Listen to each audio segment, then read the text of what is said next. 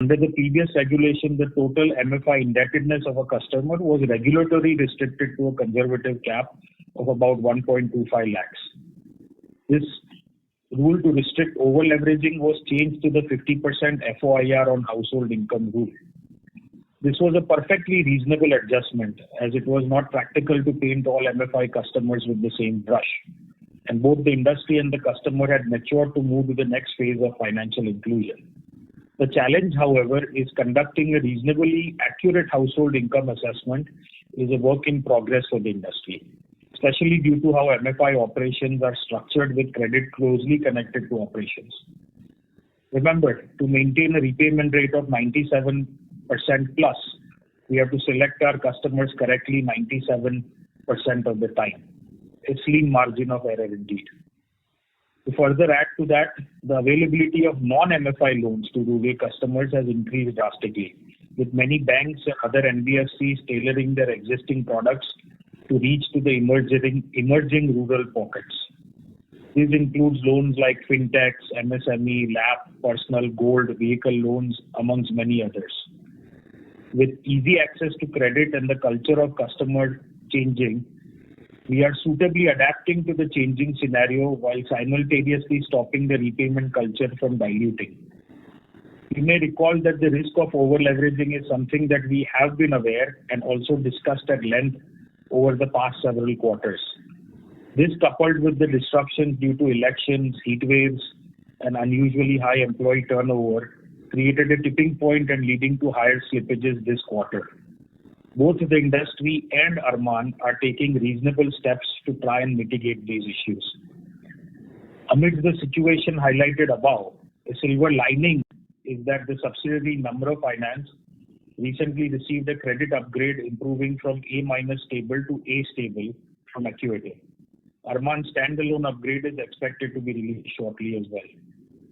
Now turning to the Q1FY25 consolidated performance, owing to the short-term challenges, we maintained a cautious approach to growth, ensuring stability of our operations. Our consolidated assets under management stood at 2,594 crores as compared to 2,143 crores in the same period last year, registering a year-on-year growth of 21%. Total disbursements for the quarter stood at 459 crores as compared to 530 crores in the same period last year. Disbursements degrew by approximately 13%. This cautious approach aligns with our past strategy to prioritize portfolio quality over growth. The gross non-performing asset or GNPA stood at 2.79%, while net non-performing assets or NNPA stood at 0.18%. We have implemented stringent corrective measures and enhanced our monitoring mechanisms to address asset quality stress. We are confident that our proactive approach and focused efforts on improving collections and credit assessments will lead to a gradual improvement in asset quality in the coming quarters. Collection efficiency for the month of June 2024 in our microfinance business stood at 95.1%, MSME business stood at 97.2%, and two-wheeler business stood at 96.1%. Overall consolidated collection efficiency stood at 95.8%. Total borrowing amounted to 2,217 crore, comprising of a diverse mix of financial instruments. We maintain substantial liquidity of 248 crores in cash, bank balance, liquid investments, undrawn CC limits, and a comfortable debt-to-equity ratio of 1.8 times, with a healthy capital adequacy ratio of 48% for Arman standalone and 38% for Namra. Cumulative provisions stood at 101 crores, which is 3.9% of the consolidated assets under management. Of this, provisions of Arman standalone business stood at about 20 crores and Namra stood at 81 crores. In terms of branch expansion, we have opened 91 new branches over the last 12 months, bringing our total branch count to 434. This expansion has been complemented by successful penetration into newer states and geographies where performance has been promising. Additionally, we have initiated a pilot for the rural micro LAP product in Q4 of last year. AUM for this loan product as on June 24 is 6 crores. While it is too early to comment on its success, we are optimistic about its long-term potential. Looking ahead in the short term, we will remain vigilant and selective in our growth strategy. Our priorities include continuing to strengthen our risk management practices and collection efforts to protect portfolio quality, adopting a measured approach to expansion by focusing on markets where we have a strong understanding of local dynamics, and enhancing our capabilities to ensure operational efficiency. Now, let me run through the key consolidated financial numbers for the quarter ended 30th June 2024. The gross total income stood at 184 crores, registering a growth of 23% year-on-year compared to 149 crores in Q1 FY24. Net total income amounted to 119 crores, registering a growth of 39% year-on-year as compared to 86 crores in Q1 last year. Pre-provisioning operating profit, PPOP, stood at 85 crores, registering a growth of 34% year-on-year as compared to 63 crores in Q1 last year. Profit after tax stood at approximately 31 crores, registering a degrowth of 22% year-on-year as compared to 40 crores in Q1 FY24.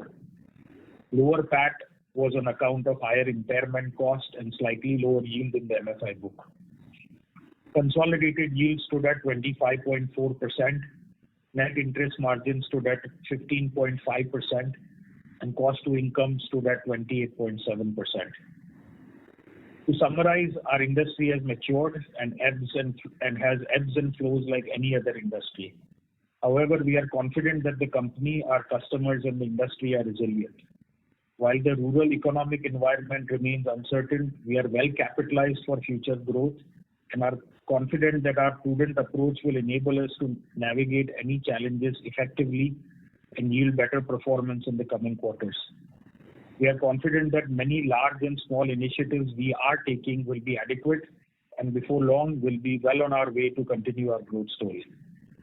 Thank you very much for your support and attention, and I'm sure there will be many questions. So let us begin the Q&A session, please. Thank you very much. We will now begin the question and answer session. Anyone who wishes to ask a question may press star and 1 on their touch-tone telephone. If you wish to remove yourself from the question queue, you may press star and 2. Participants are requested to use handsets while asking a question. Ladies and gentlemen, we will wait for a moment while the question queue assembles. The first question is from the line of Rohan Mehta from Ficom Family Office. Please go ahead.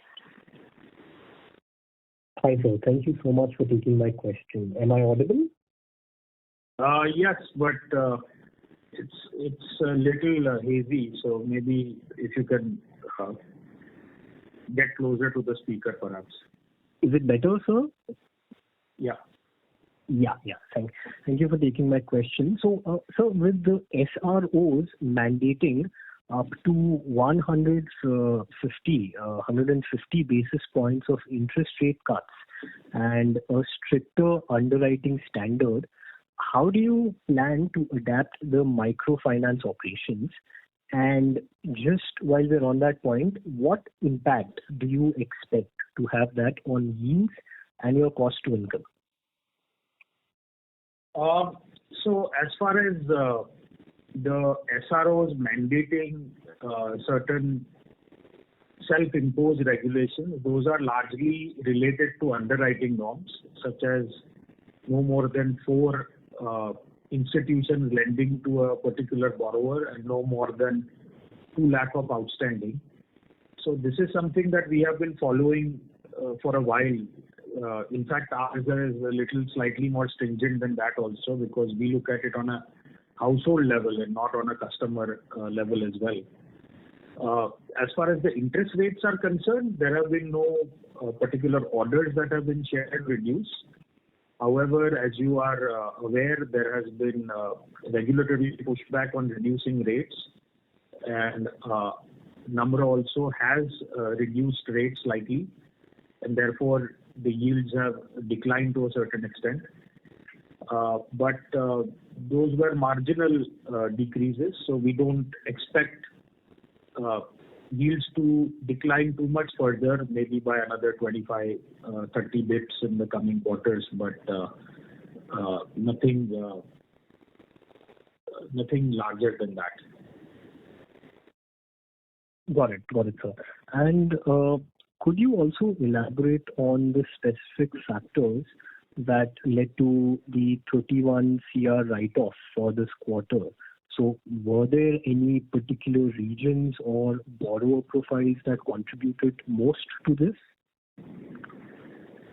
What we find is, at least in the last quarter, and what we find is that there is no particular state that is, or region that is immune to the overall decline. However, there are certain states or regions more affected by others. Places such as Maharashtra, Rajasthan, MP to a certain extent, while markets at least like Gujarat and UP are behaving better. So while the deterioration has been noticed across the board for pretty much every state. As far as profile is concerned, we have found no correlation as far as any particular profile or income or anything like that can be attributable overall. Now, the reasoning for this, I think I covered in my opening remarks. Of course, as I mentioned, there is no, usually things like this, it's like things passing through Swiss cheese holes, right? I mean, there's never one thing that causes dips like this. There is a combination of many factors. In my belief, over-leveraging, which I kind of explained due to regulatory changes, would be one of the primary reasons. However, the tipping points were things such as, heat wave, Attrition, high employee turnovers, and other factors as well. Okay, got it, sir. And just a final follow-up on this. What would be your guidance in terms of asset quality and disbursement for FY25? It's honestly, it's a little premature for me to give guidance on this. Honestly, I think we'll have to wait another quarter or so to kind of figure out. But if I had to venture a guess, I would say that post Diwali, you should start seeing improvements coming in. As far as disbursements are concerned, I think people who have followed Arman for a while would know that at the first sign of trouble, we reduce disbursements, and you can take that as a advantage or a disadvantage, or however different people have of looking at it. But we never really compromise on quality for growth pressure. So we will grow whenever we are comfortable growing, and not before that. Got it, sir. Thank you so much. Thank you. Thank you. Thank you very much. The next question is from the line of Suraj Das from Sundaram Mutual Fund. Please go ahead. Hi, am I audible? Yes, please. Yeah, sir, actually one question on the NFI business. If I see last quarter, your GNPA was 64 crore. This quarter, your net write-off, including recovery, has been 31 crore. So broadly, 50% of GNPA of last quarter, you have written it off this quarter. So just wanted to know what happened this quarter that you, such aggressive write-off this quarter, and have you lost hope of recovery from this customer, or what happened? Because this quarter the write-off number is elevated. It seems like it's nothing like that at all. I think we are trying to stay ahead of this, to be honest, and we have been more aggressive in writing off, just pure and simple to be extra conservative, right, and to stay ahead of this. So, as far as operations are concerned, write-offs or operational write-offs don't really happen for a long time in our LMS or systems. So the recovery efforts continue. These are purely sort of accounting write-offs. Sure. But in that context, do you think that the write-off will continue to remain elevated in next couple of quarters as well? Because as everybody is highlighting, probably this quarter is this pain is transient and 2-3 quarters of write-off. So do you expect that similar, 50% of outstanding GNPA write-off could be there again next quarter or next to next quarter? Honestly, from an accounting standpoint, I'm the wrong person for this question. Vivek can just add to it. Vivek can add to it, but as far as total impairment, whether provisioning or write-offs, I don't expect too much of a decline in the coming quarter. However, by Q3 or Q4, you should start seeing a decline. So, Sundara, just to kind of add to that, one, write-off, taking it upfront kind of helps on the tax front. The second is also the fact that if we have overall provisions, the incremental provisions have not been there. The overall NPAs, if you look at it in microfinance, has remained stable or rather fallen down. Hence, it's biting the bullet kind of a situation when you're writing it off. And as Alok added, these are more on the accounting side of it. As far as the field is concerned, the recovery efforts continue on these customers. For years, in a lot of cases. I mean, we are still recovering from COVID, believe it or not. So I mean, we don't really give up on anything until it's absolutely the last thing. We have no other choice, operationally speaking. Sure, sir. Understood. A couple of more questions. I mean, in terms of this, SRA new regulation, as you highlighted in the opening commentary that you have been more stringent always. So if you can just, Excuse me, can you maybe take it off handset or take it off speaker? Okay. Is it better now? Yeah. Okay. Yeah, no. So I was asking about this new SRO guideline. So since you, highlighted in the opening commentary that you have always been more stringent. So if you can highlight in terms of +1, +2 or +4 lender, I mean, what is the mix in the AUM? And also in terms of, let us say, borrowers who have more than 2 lakh rupees total exposure, including retail or whatever. I mean, I'm sure that you must have done some calculation or some study in your portfolio. Yeah, I can give you base. So if you can highlight that thing. I don't have it handy with me. Of course, I can give you approximations. So customers with over 2 lakh rupees of outstanding during origination will be probably less than about 4 to 5% is the overall research that we have done. As far as on a individual customer level, customers who have more than 4 MFI trendlines will be negligible.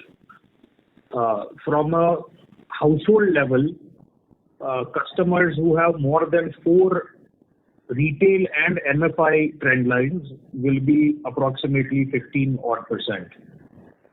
But I mean, these are variety of different loans. Sometimes they are very small loans as well. So it's not very practical to look at it from a total loan outstanding because there are many MFIs who have multiple loans also going on with the same customer. But largely speaking, our target would be to cut down on the overall leveraging of the customer, and that would mean higher rejection rates, and that would result in a slightly lower disbursements.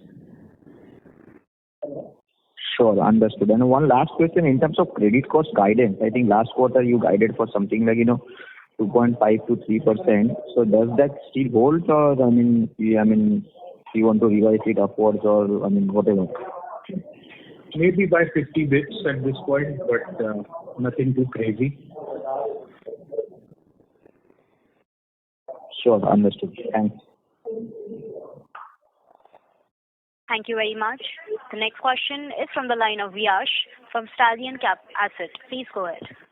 Hi, thank you for the opportunity. So I just wanted to understand, you said something about 1.25 lakh limit.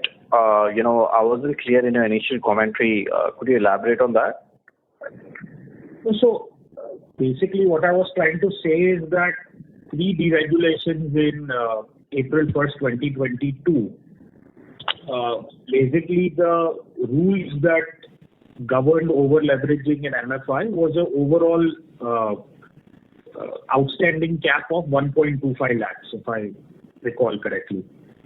Now, when the deregulations came, they changed the rule that instead of an overall cap, you assess the household income and your EMI should be 50% of their monthly incomes.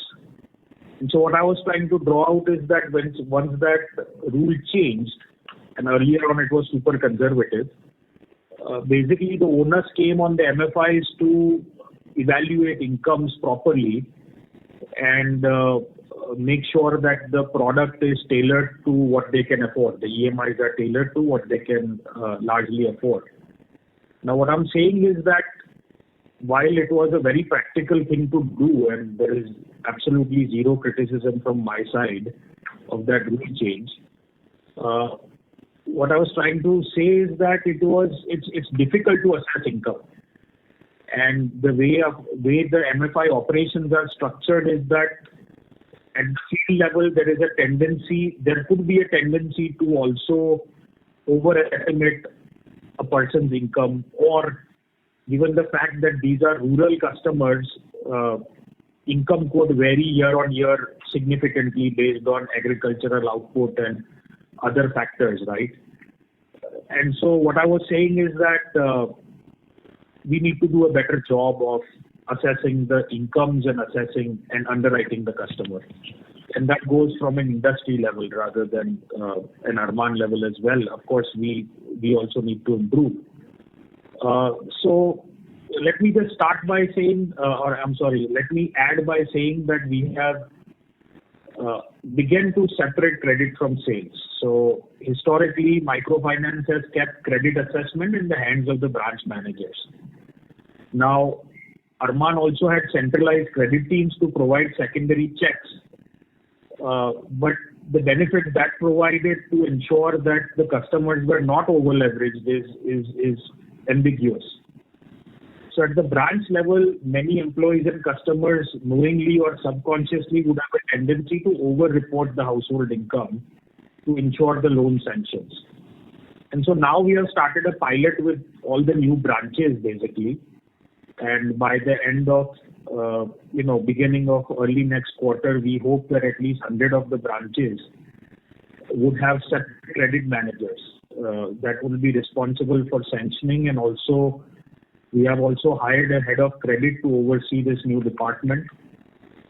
So a lot of this learnings came from our MSME credit department. So if you notice overall NPAs and repayment rates in our MSME departments, those are much superior than the MFI department. And so we are hoping that this new separating the credit would, operating costs would increase, obviously, if we do decide to go ahead on this on a nationwide level. But my thought is that the benefits would largely exceed the cost. Okay, got it. And so my second question basically is that, there was a time where obviously in earlier quarters you used to go 30-40% AUM growth.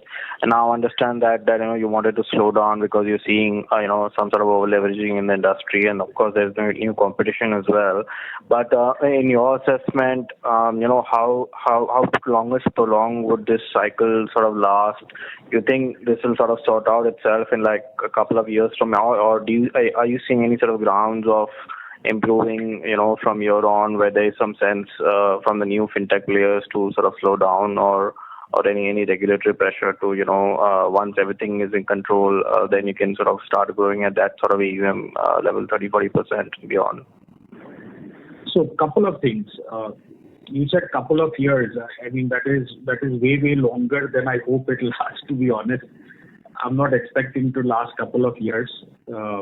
By fingers crossed, by Q4 we should start seeing improvements at the very latest is my estimate, and I'm hoping I'm correct on this. As far as our growth, our growth comes in spurts. I think during crisis we have degrown also, like COVID and demonetization and other types of issues. So our growth comes with when there are sufficient opportunities in the market. But if historically, if you look at us, I think crisis is sort of a ladder for us. So usually right after the crisis, we are well positioned to kind of grow quickly. And while the sample size of that is not adequate, I hope that it's also true this time. Just to add to that, further, Yash, I think April, May, June historically tend to be low on disbursement across most sectors, including microfinance. So while the disbursements have seen a fall and may kind of be flat for some part of the year, but there is no reason to kind of completely believe that the festive season this year is going to be really bad or something. There are enough hopes on that. Got it. Thank you. Thanks. Thank you very much. The next question is from the line of Srinath from Bellwether Capital Private Limited. Please go ahead. Hi, Alok. Want to first get some understanding of how July has played out from a collection perspective. Has it seen, any sort of improvement from June? And given a large part of our collection engine, even for August, would have been finished by 15th. Any indicative understanding of how things are progressing? No, unfortunately, I cannot say that there has been any improvement. So largely things remain stable for now, and I don't think we are going to see significant improvements in Q2. Although I don't believe we'll see significant downslide as well. So I expect it to be stable. Perfect. Moving on to the MSME business, like you had mentioned in the last answer, it's consistently showing better collection efficiency. So what has kind of worked for that business? And second, our quarter-on-quarter disbursements there have come off a bit. Is it a good time to kind of, given that we have a system and process in place, to continue to grow that business in this financial year? And we have, right, Srinath? So I think the overall AUM of MSME has increased by about 15 odd crores in quarter one. I mean, quarter one, normally, Srinath, you do not expect too much of a AUM growth. On a sequential quarter, obviously the quarter four of last financial year is something difficult to beat in the quarter one because you're doing transfers and promotions and employees moving around. But having said that, YOY basis, MSME portfolio has grown. MSME disbursements have also shown considerable growth. And so from Q1 to Q1 same previous year, I think it was 67 crores and it was 89 crores this quarter. So and even after the ticket size being pretty much the same, unchanged, average ticket sizes. I think really what is differentiating is the credit. And as I mentioned to the previous person who asked the question,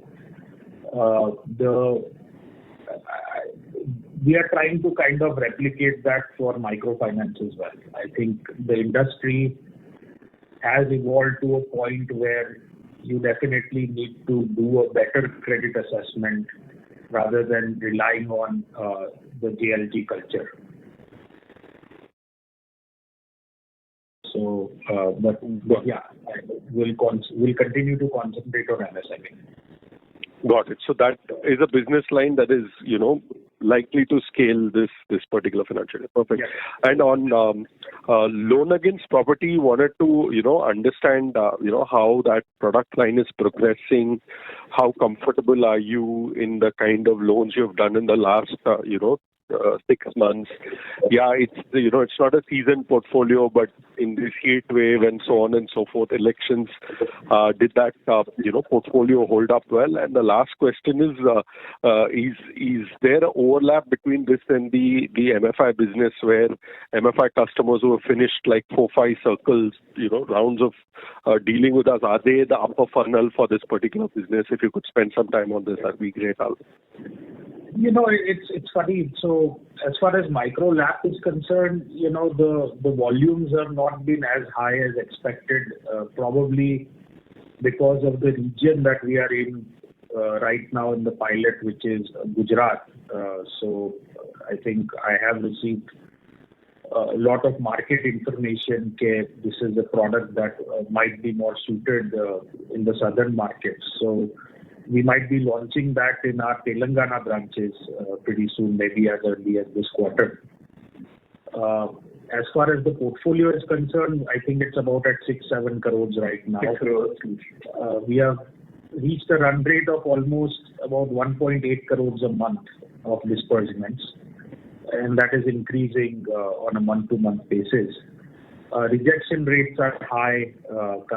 Customers are also kind of hard to find those specific customers that are willing to mortgage their residence and have clean papers.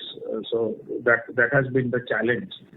As far as the quality of the portfolio is concerned, I mean, it's very early to tell, but right now we have a 100% repayment rate. So we don't have even a single delayed installment in micro LAP yet, which is great, touch wood, but obviously that is to be expected during a pilot phase and a book that is not mature enough. Now, what was your second question? I'm sorry, I forgot. Opportunity, obviously, on a longer period trajectory. We have some 8 lakh customers, and overall some 15 lakh customers who've been with us over our journey for the last 15 years. So that's an opportunity, but it's too early to probably start looking at that. Right. I think you said about second, third cycle customers and stuff. That was we are using those customers, of course, and good customers. There has been some level of cross-selling which has started as well. But it's funny because, we do a lot of, we have now an entire business intelligence unit. And at least in the last quarter when we did the analysis, there is not too much of a difference between a first cycle, second or third or fourth or whatever in terms of repayment rates and default rates. Yes, there's a marginal improvement that you can say. So I'm not going to say that there is no correlation.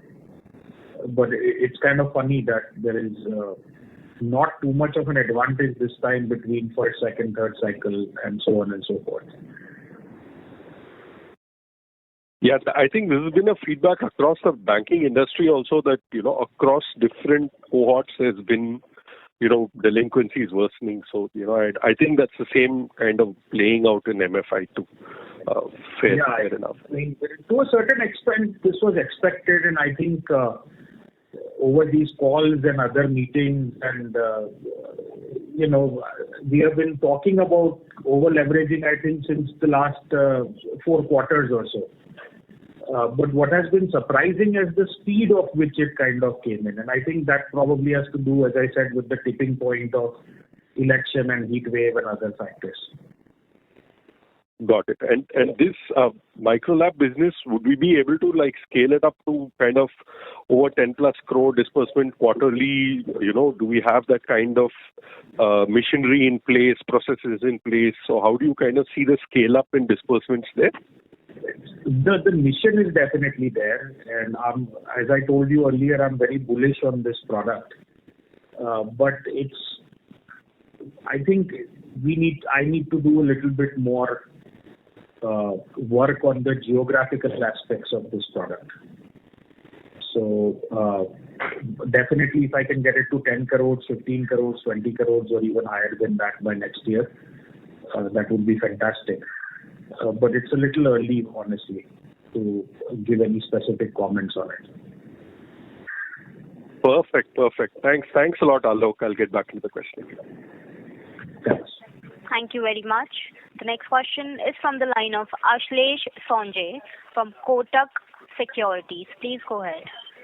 Hi, sir. First question is around your comments on employee attrition in the MFI business. Sorry to interrupt, sir. There's a lot of disturbance in your background. Okay, just hold on. Is this better? Yeah, sir.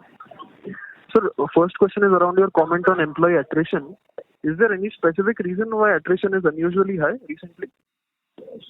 No, it's really across the board. This has been happening since the last, it's been more than 12, 18 months that this has been happening. There is no real good reason except the fact that there are many opportunities in the market nowadays where people tend to,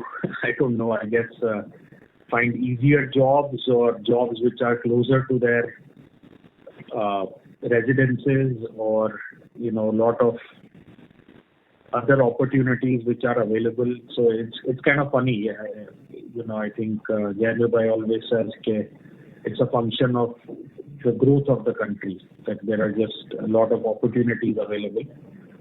And the second reason, honestly, is the fact that everybody has been growing over the last 2 years post-deregulation and post-COVID. And there are not enough people to go around, not enough experienced people to go around. So I think people hop from MFI to MFI. And that is probably leading to it. We are microfinance business is a work-life balance. Yeah, work-life balance and stuff is becoming very important, although the older people will I don't know. No, that's a national debate going on. But then we were surprised in our own internal kind of employee survey that even in the rural areas, employees felt that they needed more time for family and more time off from work. Right. So MFIs, I think they make good money, but it's hard work, right? It's you have to get out in the rain or wind or cold or sun or whatever it is. You got to go on the field, collect money, source customers, and disperse.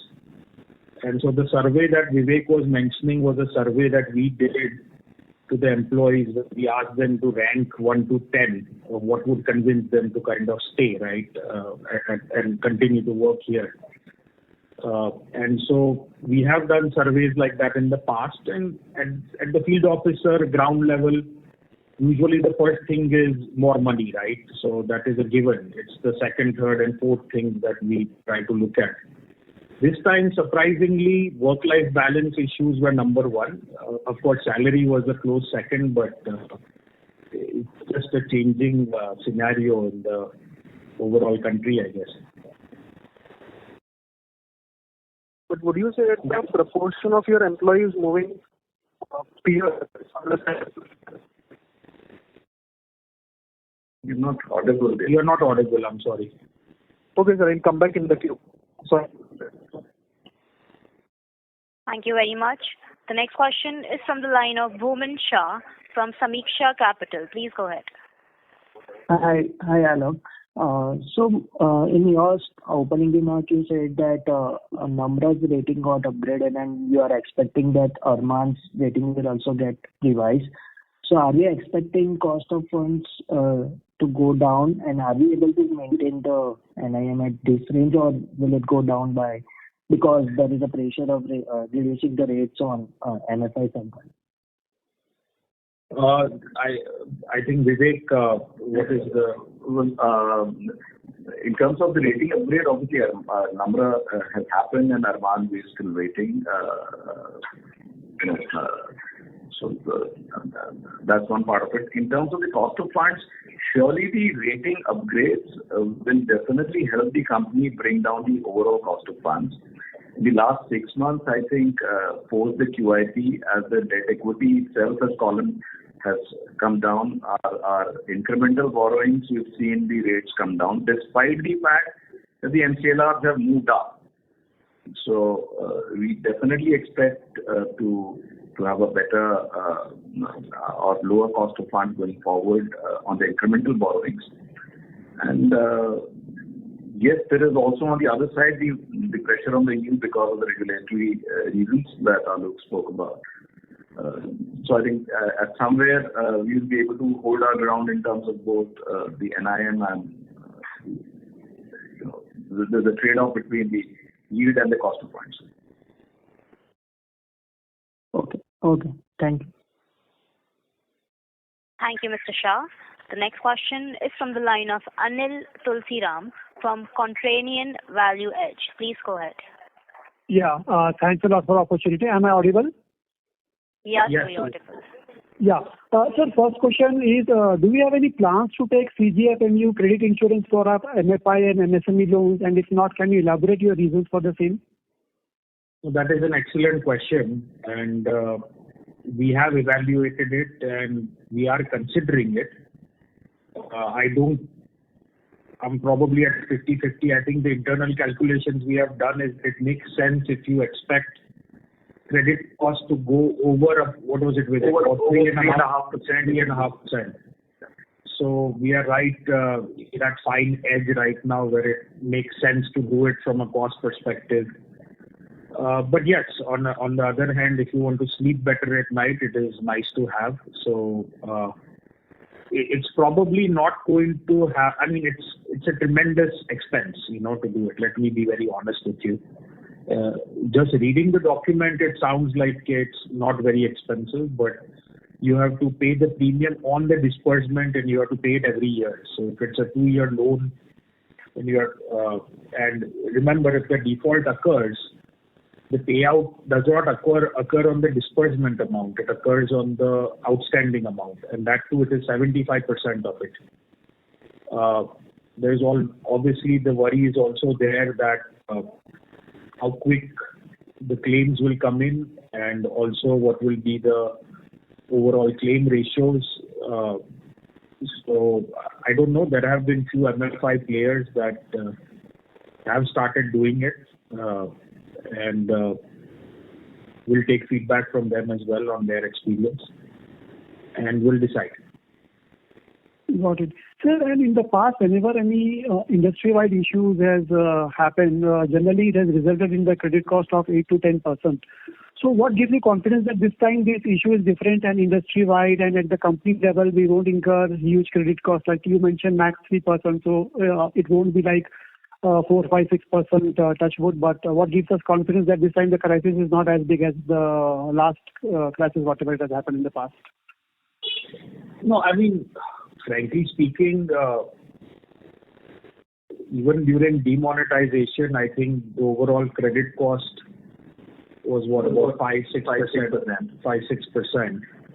COVID was a different story where, I mean, it was COVID, right? It was not restricted to just MFIs. I think it was probably 80% of industries got impacted. So leaving COVID aside, if you look at this as a demon level kind of disruption, which was quite a big one. But I mean, I can,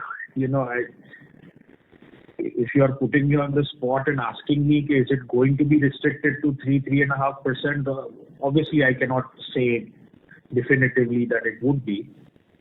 But my experience and the fact that we have somewhat stabilized on the repayment rates and everything leads me to believe that it shouldn't get really worse than 3.5 or so. But other than that, I cannot give you any other confidence. Got it. Sir, and in the opening commentary, we have spoken about stringent quality measures, and we have already spoken about some of them. Can you elaborate in more detail what are those measures and how are they going to help us in reducing the credit quality, bettering the credit quality and reducing the credit cost going forward? Yeah. So as I mentioned, okay, we have started to separate credit from sales. So I think we'll be in a better place to give you more information on that by next quarter. Other than that, we have also started developing a stronger ML-based algorithm to try and predict customer behavior over and above any leverage caps that we have also taken to tighten credit. We have slowed down disbursement significantly, and right now we are also trying to, of course, concentrate on the MSME book. We are in some of the branches, we are shifting collection days from first to the 12th of every month to throughout the month. And so, the first to the 12th model, where you collect on the first part of the month and then concentrate on disbursements on the latter part of the month, that is really an excellent model during the high growth phase of the company. But it's not very effective when you have to concentrate on collections. So we are working on changing that. We have created and are expanding a special team of recovery officer for selected branches. This is a strategy that has worked well for us in the past during times like COVID. We are taking all necessary steps and have launched several initiatives to encourage cashless payments from customers. And so we are happy to announce that the launch of the Namra app, which is an Android-based smartphone app that the customers can use as a payment gateway and also get account-related information. And of course, we'll keep expanding on the functionalities slowly as time goes on. We are also using better technology to help branches and middle management to monitor field activities, including live geo-tracking of field force and data mining by a specialized HO team. We have recently hired a special cell at the HO level called BIMS, Business Intelligence and Monitoring Unit. And the idea is that we have about 25 people who are constantly monitoring field activities through geotagging and through business intelligence reports to make sure that people are using their time effectively. I don't know if I'm forgetting anything, Vivek. We have noticed a lot of the overdues are related to instances of KYC manipulation. And so what happens in that case is that customers who have bad credit or are defaulters or over-leveraged, there has been strong evidence that there has been KYC tampering to kind of defeat credit bureau checks. And so we have successfully launched in all of our branches biometric KYC verification using either fingerprints or iris scanners. So many smaller initiatives are underway. So we are attacking this from all fronts as much as possible. And of course, I'm always open for more ideas from anywhere, really. Great. And sir, one related question is, like in the opening commentary, you mentioned one of the main reasons is the leverage, increasing leverage. And then the RBI came up with the household income assessment and the 50% FOIR. The idea was that to avoid the leverage. So why those measures have failed to control the over-leveraging? Is it because industry is not doing the income assessment and the debt assessment properly, or the customers are taking more debt after the disbursement, or what has failed to that this such a fantastic measure of RBI failed to control the leverage?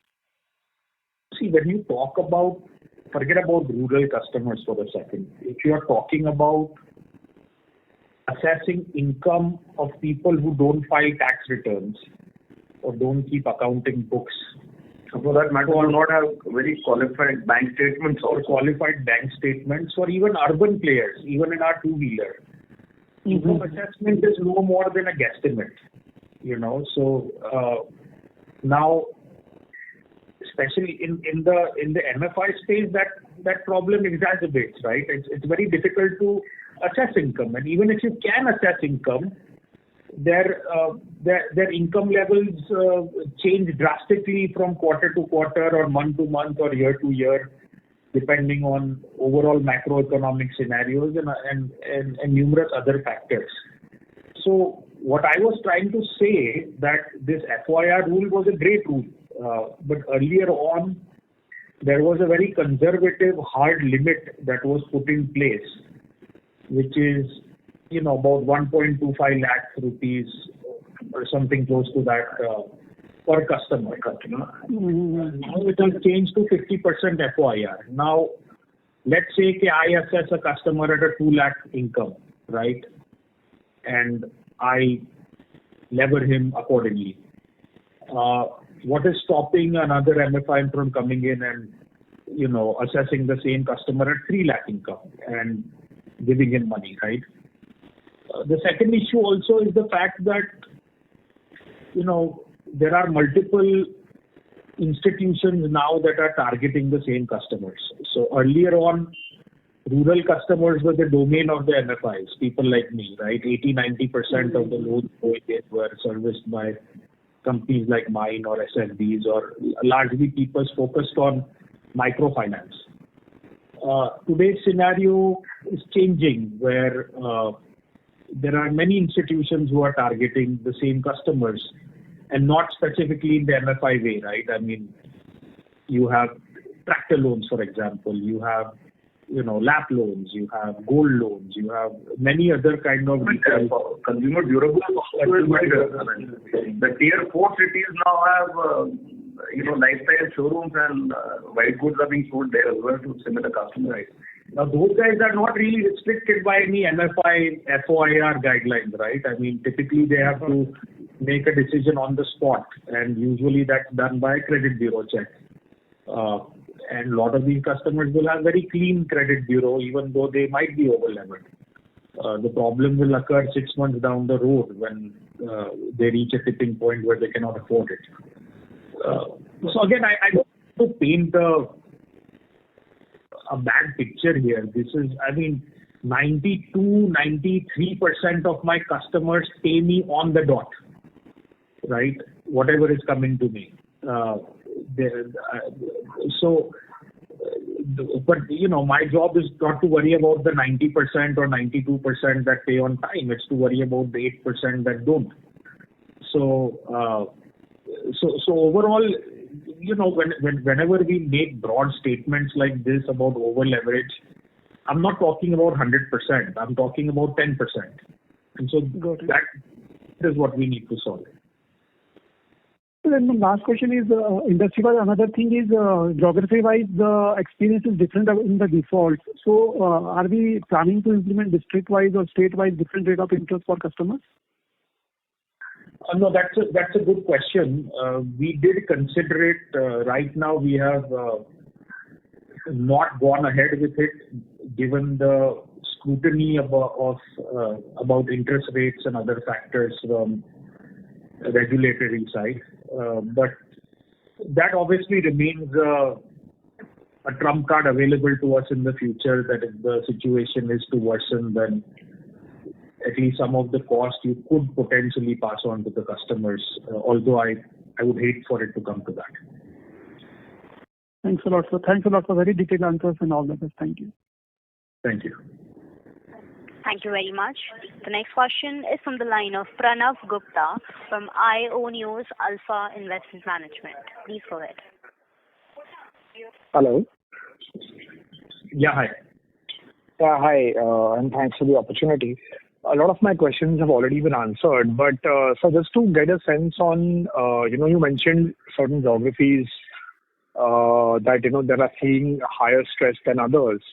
The sense that I wanted to get from you is that is this because of specific factors in the geographies, obviously keeping aside the over-leveraging bit, but any specific micro market factors that are leading to this, or is this just a general deterioration largely because of over-leveraging and then those customers being pushed over the curve because of heat wave and elections? That's the first question. No, so it's really so deterioration, as I mentioned to a previous question before, that deterioration is across the board in every state. So there is no state that has been immune to the overall deterioration. Some states are worse than others, such as Rajasthan, Maharashtra, and other, Bihar has been behaving well, but there has been signs of over leverage. And I think it really differs from player to player, because where I'm sitting, I feel the southern geographies are a lot better right now, at least some of them. But then I talk to some players and they say that Tamil Nadu is facing a lot of difficulty. Gujarat is one of my best behaving states, but then there are other players who have made statements saying Gujarat is. So I think it just kind of depends even on a district level where you are. So, for example, Gujarat, if you are in Saurashtra area or the southern parts of Gujarat near Surat and stuff, those are behaving quite badly. But 100 kilometers west of Surat, east of Surat, things are much better. Yeah. In terms of districts like a Panchmahal or right. So it's exactly or Dahod. Dahod has been. You have the same leveraging issue in Dahod, but the portfolio quality is quite good. So I think the tendency for the human brain is to find relationships. Okay, X is causing Y, so let's stop X. But unfortunately, things are not that cut and dry. There are weak correlations at a lot of different areas, but there's very little strong correlation to kind of say that if you just stop doing X, then things will improve. I hope this makes sense. No, absolutely. Just to follow up on this, sir, I wanted to understand from you that, a lot of players have mentioned that over the last 6 odd months, they've seen center culture deteriorate, members not willing to attend meetings as often as they were earlier. And some part of the deterioration has also led to that. Are we also seeing those sort of trends play out in some of our geographies? Absolutely. And that has not been the case for 3 or for 6 months. JLG culture being diluted is something that I think I've been talking about for the last 2 years or so. Since COVID, that has been the case, and it's to be expected, really. Our business model is largely based on discipline and customers coming and sitting in a certain way and coming on time and stuff. As competition increases and as people get more used to availability of credit, 10 years ago or 14 years ago when we started microfinance, it was absolutely green pastures all over the place, and if you made the customer jump through 20 hoops to get a loan and to continue getting a loan, they would be ready to do it. Today's customers are different, and I don't think there's anything wrong with that. I think the market has matured, the country has matured, and we have to, rather than fighting it all the way through, we have to adapt our systems to adapt to the new ground realities. So, but yes, it's absolutely correct. Attendance levels, JLG culture and everything has been getting diluted. Right. So just a question on the attrition bit that you mentioned. So typically attrition in MFI, or in fact most lenders over the last few years, has been relatively high, mainly on the feet on street levels. Are you seeing this attrition also increase, slightly above those levels, maybe at branch manager or area manager levels, or is it still restricted to feet on street? It's just restricted to feet on street. And I have many friends in other industries, manufacturing and whatnot, and it's always and they are also facing similar difficulty to find ground level staff, whether factory workers or field officers or what have you. As far as like middle management and above is concerned, or MBAs and other white collar professionals are concerned, there is little turnover, and in fact those jobs are available. Candidates for such jobs are easily available. It's the feet on the street which is causing the main issue. Right. All right. And just one last clarification. The presentation mentions that collection efficiencies were at 95.8. Is this including arrears or excluding arrears? This is including arrears. Okay, including arrears. Do you have the number excluding arrears offhand? So you mean on-time repayment? Yeah.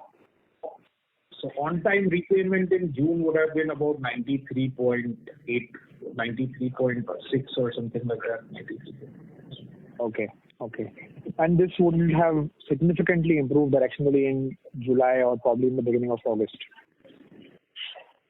No, there has not been any So significant. these would have been almost similar. Similar. Maybe a slight improvement, a few basis points, but nothing meaningful. Understood, sir. Thank you so much, sir, and good luck for the future quarters. Thank you. Thank you very much. The next question is from the line of Ashlesh Sonje from Kotak Securities. Please go ahead. Hi, sir. I hope I'm audible this time. Sir, you made a comment around some identification-related frauds. Are these frauds happening in spite of Aadhaar-based authentication? So, see, what are the basic documents that we check during, let's say, disbursement? So for us, we take two forms of ID. And in most cases, it is an Aadhaar card or a voter ID. So earlier what we found, I'm talking about years ago, it's easily to manipulate the numbers of an Aadhaar card. Even if there are many such places available, illegal places available where people used to do it. So then what we started doing was using a where-off algorithm to make sure that the digits are correct. Then the problem was that, okay, the digits were correct, but they were borrowing the digits from other places, maybe minors, or their children or something. So in that case, we started OKYCs, wherein we would get basic details about, gender, location, age,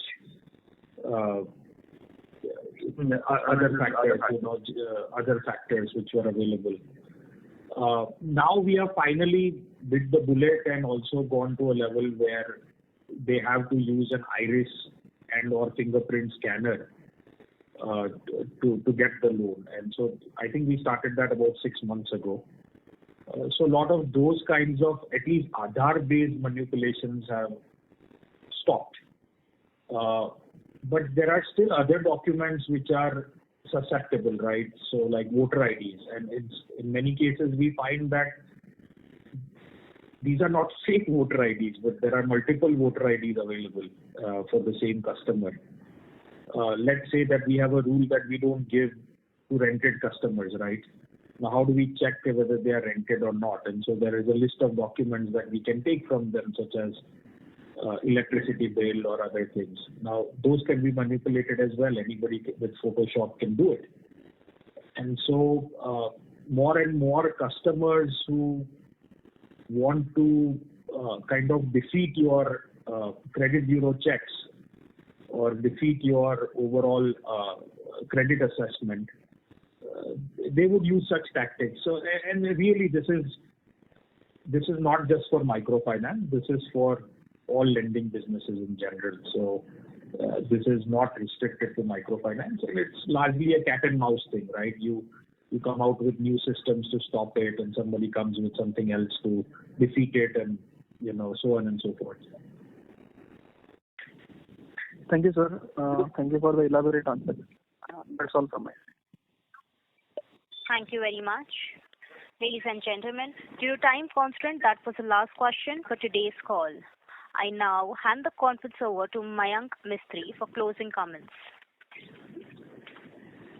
Thank you all for joining the call today, and thank you to the management team of Arman Financial Services for giving us the opportunity. Thank you. Thank you very much. Thank you. On behalf of JM Financial, that concludes this conference. Thank you for joining us, and you may now disconnect your lines.